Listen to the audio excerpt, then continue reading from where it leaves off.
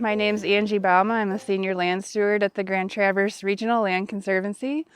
I'm happy to be out here at Arcadia Dunes, the C.S. Mott Nature Preserve today, to go over some of our conservancy rules we have about foraging on our nature preserves.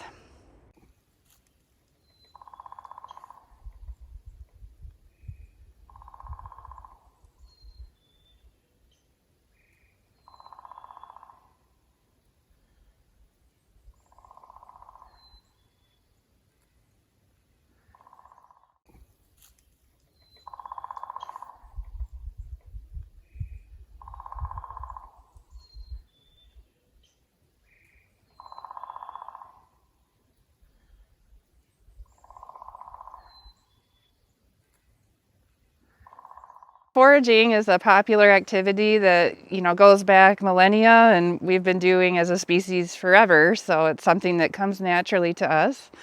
I grew up learning how to harvest and going out in the woods each spring. It was a family tradition. I really loved it.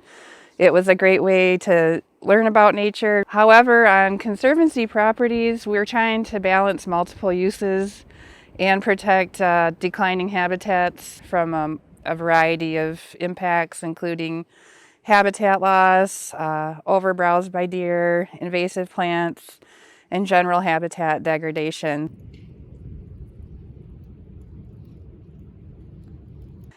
In general, GTRLC rules are that there's no removal of natural features on conservancy-owned nature preserves or sanctuaries. But a tiny exception to that is when you see an abundance of common species like raspberries or blackberries or morel mushrooms, a small amount of collection by hand for personal use is allowed on our properties, with the note that there are some toxic lookalikes, and we'd like people to be very certain before they participate in that activity, while also noting that those species are also important to wildlife that rely upon them.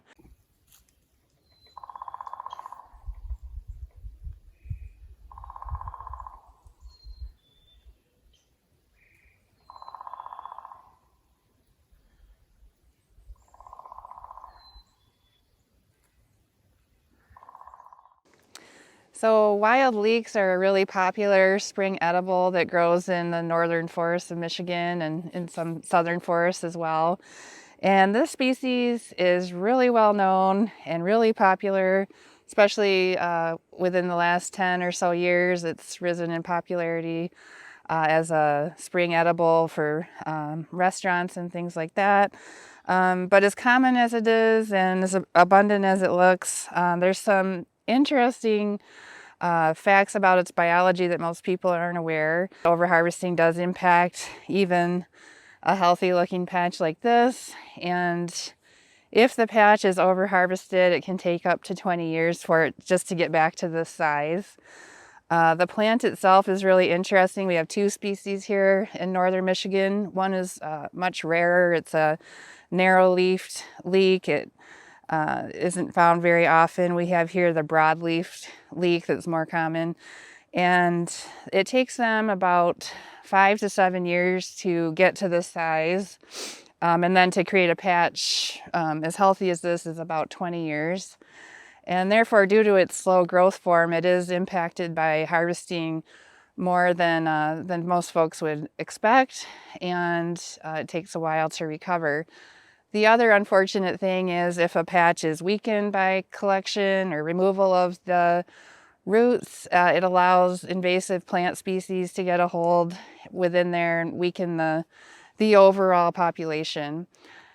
So our crew works each season to keep the forest floor clear of garlic mustard. It's a really interesting plant that we're trying to protect here, and we just appreciate everyone's efforts to walk softly on our nature preserves.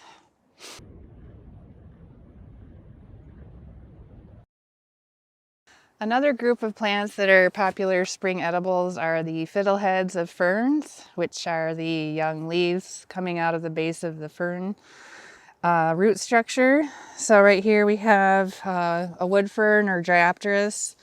a common plant that grows in sugar maple and beech forests. There's many species of wood fern. And on our conservancy preserves, we actually have some that are quite uncommon. And when there's collection of the fiddleheads, it's difficult to tell which species you might be collecting from. So that's another reason to avoid harvesting fiddleheads. So we ask that folks refrain from that, even though it is just a leaf. It does reduce their ability to photosynthesize and could impact the fern over time.